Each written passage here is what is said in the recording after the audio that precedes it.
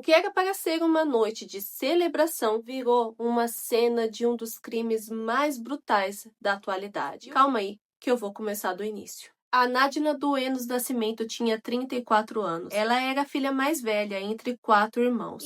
Ela era mãe, tinha 3 filhos de um relacionamento anterior. Ela tinha um filho adolescente de 15 anos e 2 meninas, uma de 12 e outra de 8 anos. Ela estudava direito e o grande sonho da vida dela era ser advogada. O Daniel Barbosa Marinho tinha 55 anos e era guarda municipal em Campinas. Ele integrava a guarda municipal desde 1998 e trabalhava internamente em uma das bases operacionais da corporação. A Nádila e o Daniel estavam em um relacionamento há cerca de 5 anos, e nesse período, os familiares relataram que a convivência entre o casal era marcada por agressões, ameaças e muita humilhação. O filho da Nádila, o adolescente de 15 anos, ele descreveu o Daniel como um homem ciumento e violento quando bebia. Segundo o adolescente, o Daniel se comportava como se fosse um valentão e partia para cima da mãe dele sempre que podia. Ainda segundo o menino, ao longo do relacionamento, a Nádila, ela teria sido agredida, ameaçada e humilhada diversas vezes. Ele humilhava tanto ela, gente, que até jogava na cara dela o fato de ela ter comido uma comida que ele havia comprado. Era um absurdo total. O filho da Nádila ainda contou que durante uma festa de Natal, o Daniel, durante uma briga com a mãe dele, apontou uma arma para ela. Eles terminaram, nessa ocasião, mas eles acabaram voltando. O relacionamento deles era marcado por muitas idas e vindas. Até a mãe da Nádila, ela afirmou que alertou a filha. Ela disse que o Daniel tinha esse histórico de violência, era um homem agressivo que não servia para ela. Era melhor que ela terminasse com ele. Mas já o Daniel, a cada briga, a cada término, lá vinha ele pedindo desculpa, dizendo que iria mudar e que as coisas seriam melhores. Até que um dia, em mais uma vez que eles reataram, o Daniel pediu a Nádila em casamento. E ela, apaixonada, acreditava que ele iria mudar,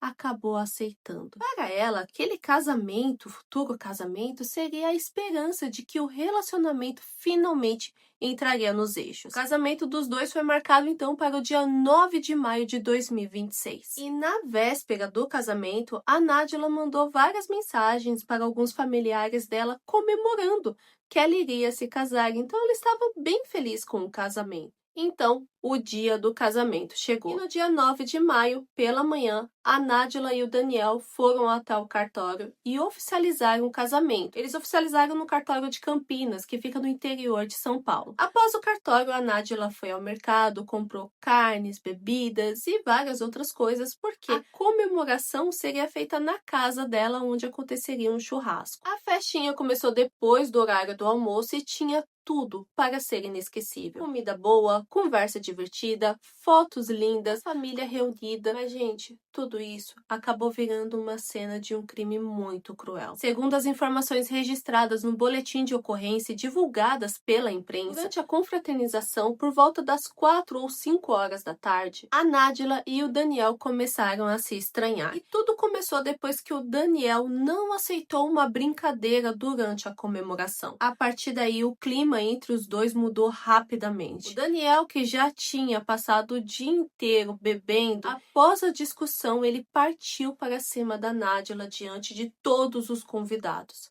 Obviamente, os familiares entraram no meio e conseguiram separar os dois naquele primeiro momento. Foi nesse ponto aí que eles retiraram também as crianças do local. Eles perceberam que a situação estava ficando meio perigosa, então os filhos da Nádila e as outras crianças foram retiradas dali e levadas para a casa de outros parentes. Depois dessa primeira confusão, a Nádila mandou o Daniel ir embora da casa dela, mas ele não foi. Ele foi para o quarto, onde era o quarto do casal da Nádila e dele, e se trancou dentro do quarto. Ele ficou ali alguns minutos e depois ele saiu com uma arma nas mãos. Ele foi até ela e usou o cabo da arma para acertar com muita força o rosto da Nádila. Nesse momento, ele tentou disparar contra ela, mas a arma falhou. E essa falha da arma e não ter conseguido atingir a Nádila deixou ele muito irritado. Ele foi para o quarto novamente, mexeu na arma e depois ele deixou a casa, levando a filha dele de 7 anos com ele. E esse caso, gente, que já tá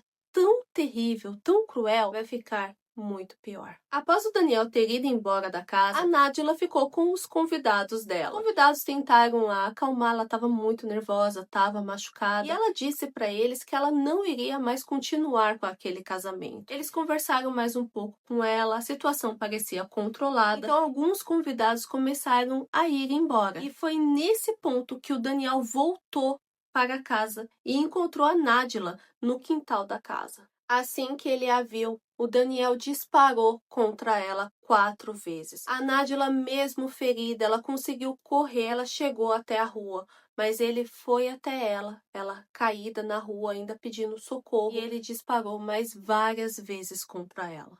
A Nádila foi atingida na região do tórax, no antebraço e na mão. Em algumas reportagens falam que foi um total de 6 disparos, em outras que foram 11 disparos. A Nádila chegou a receber atendimento do Corpo de Bombeiros e do SAMU. Ela foi colocada na viatura, mas ela não resistiu. O óbito dela foi constatado durante o trajeto, até o hospital municipal. Depois do crime, o Daniel se escondeu em uma loja de uma rodovia perto da cidade. De lá, dessa loja, ele ligou para uns colegas da guarda municipal e, conversando com esses colegas, ele decidiu se entregar para a polícia. Ele foi preso em flagrante e encaminhado para a cadeia pública do 2º Distrito Policial. Ele está lá até agora à disposição da polícia e ele está em silêncio. Ele não falou nada sobre o crime que ele cometeu. O caso foi registrado como feminicídio e violência doméstica. No dia seguinte ao crime, no dia 10 de maio, a prisão em flagrante dele foi convertida para prisão preventiva. A defesa do Daniel afirmou para a Folha de São Paulo que o Daniel